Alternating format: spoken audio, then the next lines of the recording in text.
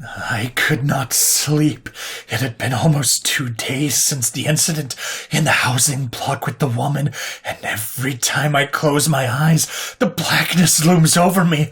I had not slept at all in that time since, and I was starting to have lapses where I would catch myself staring at the wall, not knowing how long I had been doing it. It had not been all bad. The council had approved for me to conduct interviews via view screen. They had been installed in both of our quarters, and the humans had been moved to their normal accommodations in the embassy wing. This was both a blessing and a curse, for I could feel them, but they still were out of the range I could connect. It was an unfamiliar, frustrating sensation, being constantly reminded of their sensations, but unable to satisfy my need to connect. However, on the positive side, I was able to communicate with the woman via the system that had been installed safely.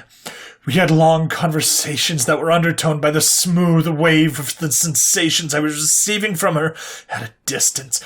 It was frustrating, but better than nothing, like driving at a goal that you just can't achieve.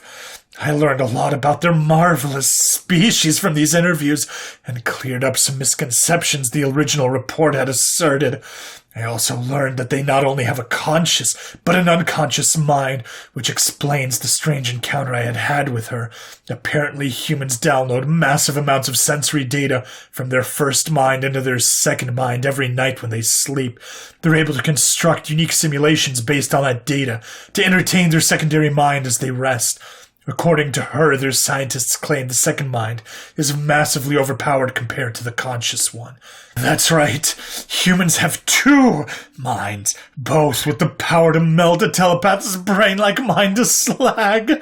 While I made progress, it was slow, and the council was growing impatient along with being cautious due to the incident during our first contact, and no matter what lie I told to assuage their concerns, they continued to have my safety as a concern. Screw that! I asked the woman if she would allow me to observe one of her dreams. A little late, but hey, at least I asked this time. She seemed put off by the idea, and even at this great distance I could sense an uncomfortable shift. I panicked, thinking perhaps she was aware of my previous uninvited intrusion, so I blurted out something that I regret to this day. It doesn't have to be you. If you're not comfortable, perhaps your guard wouldn't mind. This was a terrible idea, but to my shock, she said she would ask him if he was comfortable with it. The call ended, and I slapped my wing across my face. What was I thinking asking something like that? I used to have boundaries, but the constant edging of satisfaction from riding the waves of sensation she was putting off during our interviews was driving me insane. I scratched the lower portion of my wing mindlessly as I mulled over what happened. Great news!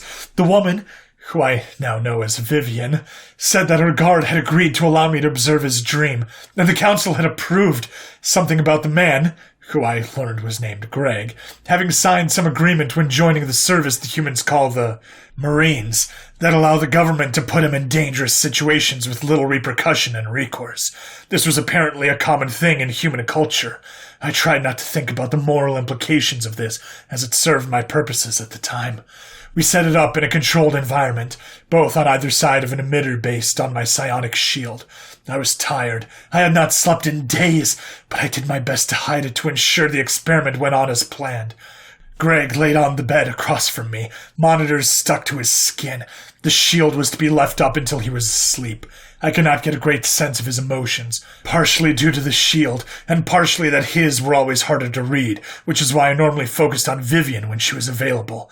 What seemed like hours passed, waiting for Greg to fall asleep, but looking over at the clock, it had only been about 15 minutes. The technician dropped the shield, and I braced for the impact. But it wasn't the harsh buffeting I had experienced even at this close range. The first image that came to me was just Greg, standing alone in a dark void at attention, as I was used to seeing him. But he was different. Younger, more muscular. The scene changed as he donned some strange combat armor, brightly colored with heavy emphasis on upper body protection, but almost none on his lower body.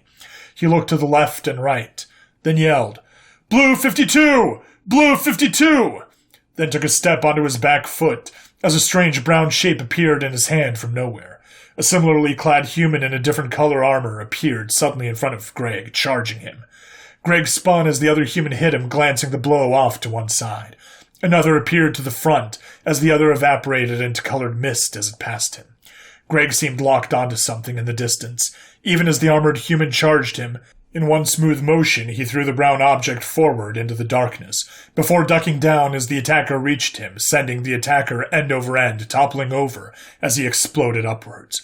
A dull roar of thousands of voices emanated from the surrounding darkness, before the scene expanded rapidly to Greg standing in some kind of arena, surrounded by other humans in similar clad armor. The massive crowd revealed itself, thousands of humans standing on their feet, cheering whatever had just happened. Several humans wearing the same color armor as Greg approached him, much in the same fashion as the ones I had just seen. But Greg didn't try to evade them, allowing himself to be engulfed before emerging from the top, being carried by the group upon their shoulders. If it had ended there, this would have been a different kind of story. But it did not. The scene twisted immediately. The same young Greg in a different uniform, this one not making him look as large in the shoulders, and in a different color entirely, pressed against a wall of dirt, with a dozen other humans all carrying weapons. Dull thuds sounded in the distance, alongside a slow, rhythmic sound like the beating of heavy wings in thick air. The humans were hugging the rim of the dirt, firing their weapons in a muted, underwater slow motion. Suddenly, something struck me. Blood pouring from the wound in my shoulders, I spun, just as I had done in the state championship game years ago, to the dirt bank for cover. Several other humans were hit as well. This was it. I was going to die, I thought as I stared on in shock. I noticed a small object similar in shape to the brown ball I had just thrown, but much smaller, and a dull green color. It flew by and landed just beyond me. Another human noticed it as well and pushed off the bank, sprinting towards the ball as he threw himself onto it as a high-pitched sound overpowered me as everything washed out to white. This was strange but familiar to me, but something was off.